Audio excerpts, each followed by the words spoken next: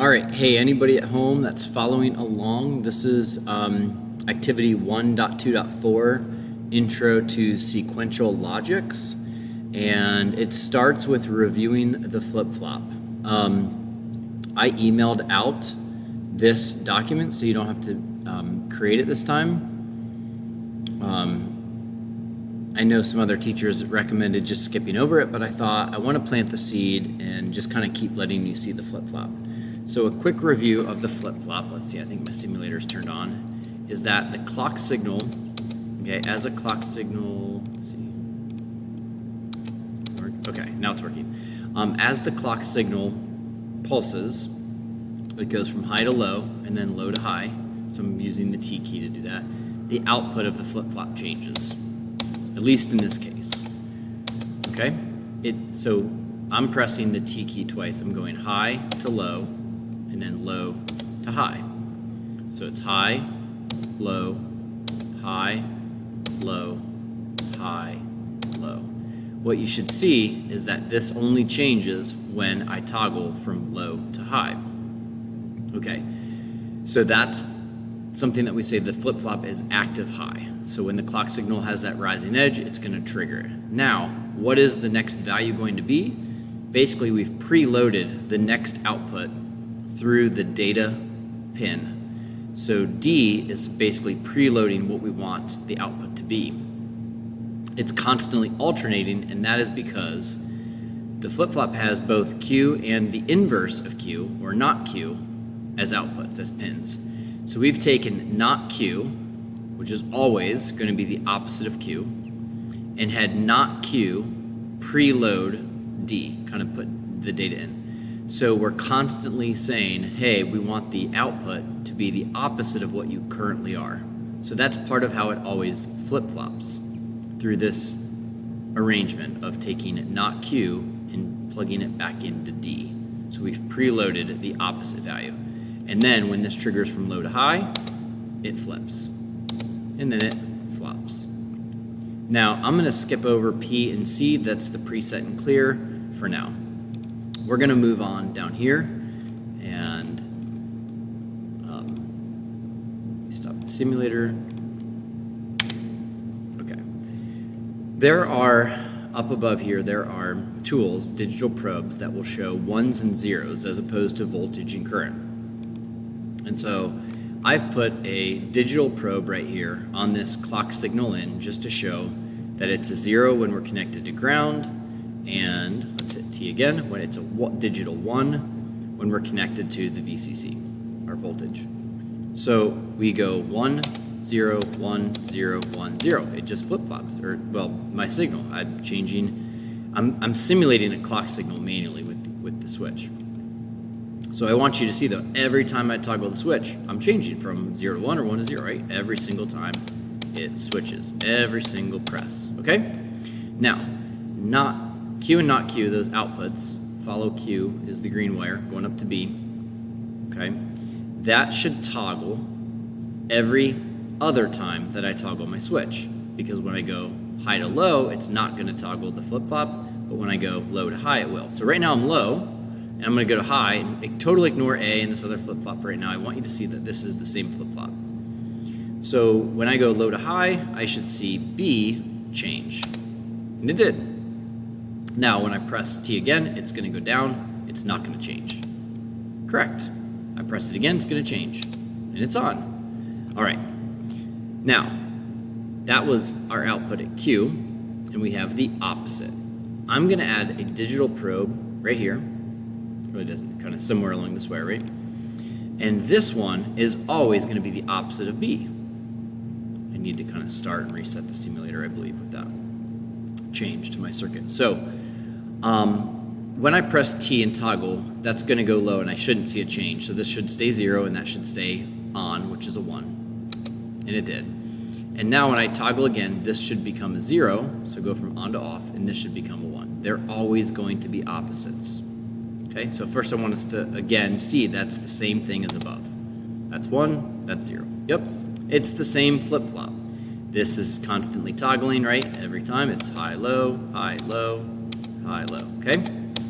All right, so Not Q is just doing the opposite. So here's the deal. We are going to take, all right, a clock signal, me manually toggling high-low, and we're going to notice that that changes every single time, 1, 0, 0, 1. Or sorry, 1 to 0, 0 back to 1, etc. Every single toggle. But because the flip-flop only toggles high, okay, the not Q responds kind of at half the frequency, right? It takes 2 presses, 2 toggles to get that to make a change. Now I'm going to do 2 more, okay, where this one is changing every time, right?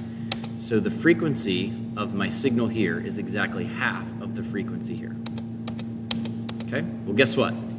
This is going to be our next clock signal. You see that goes into another flip-flop where we're using the output, kind of the opposite of the output, but the output of the first one as the clock signal as the next one. By doing that, we're matching the frequency of counting in binary. If you go back to binary numbers and kind of look at the column of the ones place, alternating 0, 1, 0, 1, 0, 1, and then look at the twos place being 0, 0, 1, 1, 0, 0. Okay, that's what's happening here.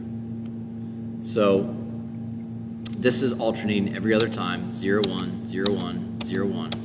And this is following the pattern of 0, 0, 1, 1, 0, 0, 1, 1. Okay? And then we're tracking and watching the outputs of A and B, and we can count in binary. So the big picture right now is what I want you to see is that we have wired up 2 flip-flops, kind of in series, if you will, where the output of one is the clock signal to the other.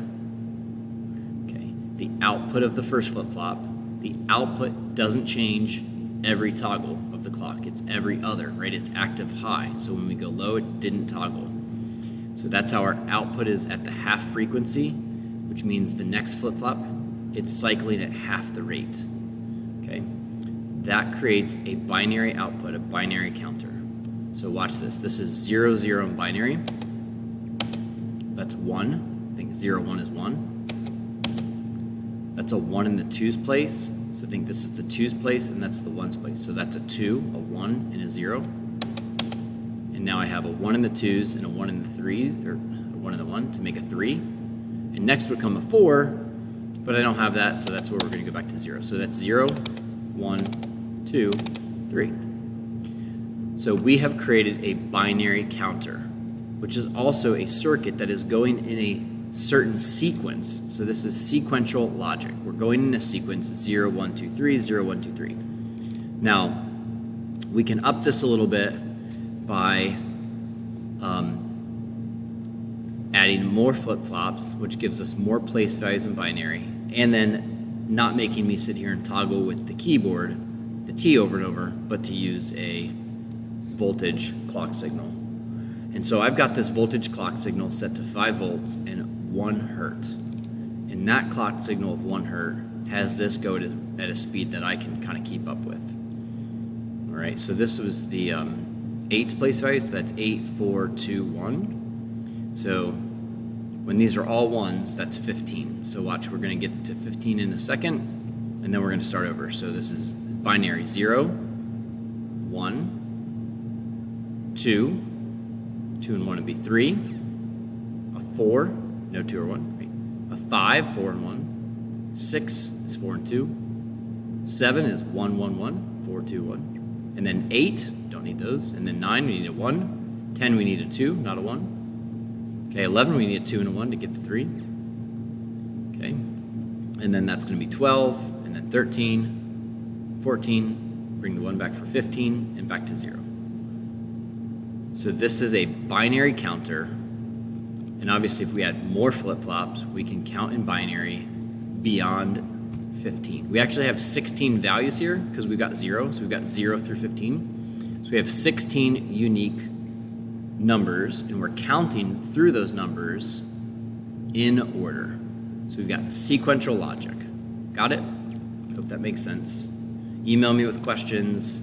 And also, don't stress, like, you don't have to understand every last little wiring thing here, right? The big picture, if if you can realize that we've used flip-flops, that flip-flops toggle every other clock signal, because they only toggle when we go low to high, not high to low, right? That we have something that is toggling at half the rate of the clock signal, and then this one's half of that one, and half of that one, half of that one. That we've somehow, right, we've put them together to use that pattern to match binary. So, all right, for right now, that is awesome to understand. This is gonna be really powerful for us to have created a circuit that counts in binary.